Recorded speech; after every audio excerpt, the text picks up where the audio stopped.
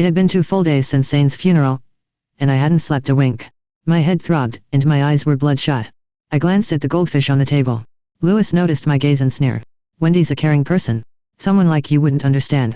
His words suddenly made me remember something from 2 years ago when I wanted a puppy to keep me company. His response was anything but kind. He'd clicked his tongue in annoyance. Zane already has a bunny. Why do you need a dog? It has too much hair. It's too much trouble. Having a dog was too much trouble, but keeping a fish was called caring. I forced a bitter smile. I thought I had forgotten all this by now, but the memories came flooding back in a rush. Wendy walked over and placed a hand on my shoulder. Her expression was full of concern as she asked, "Are you okay, Nora?" I couldn't listen to her words, but my eyes immediately fell on the emerald necklace around her neck. My pupils constricted and my forehead started to throb. That was the only thing my mom, Regina Yates, had ever left me. I reached out to snatch it off her neck, but Wendy screamed in shock. Louis immediately grabbed my arm and yanked me away, barking, "Nora Harrison, don't lose your mind."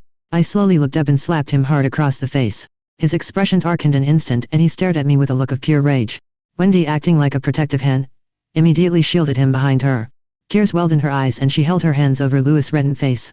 "Just take it out on me. Why must you slap him?" I fought to hold back my tears. Pointing at the necklace, I demanded, "Take it off." Now Wendy hesitated.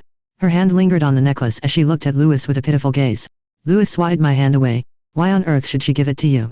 I didn't waste time arguing with him.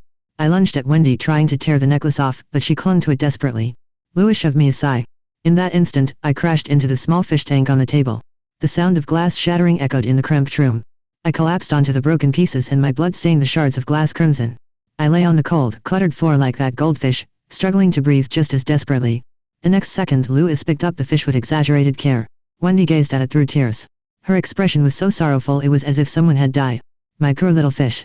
Louis gently pulled her close and looked down at me with disgust. Then he called for security. Lying among the glass shards, I didn't even feel the pain. Instead, I let out a manic laugh. I struggled to get up. Like a vengeful spirit, I sank my teeth into Wendy's hand. She let out a shriek. In a fit of rage, Louis slapped me across the face. I fell back to the ground, spitting blood. I couldn't tell whether it was mine or Wendy's. Inside, I felt a twisted sense of satisfaction. I was ultimately dragged out by the security that had arrived.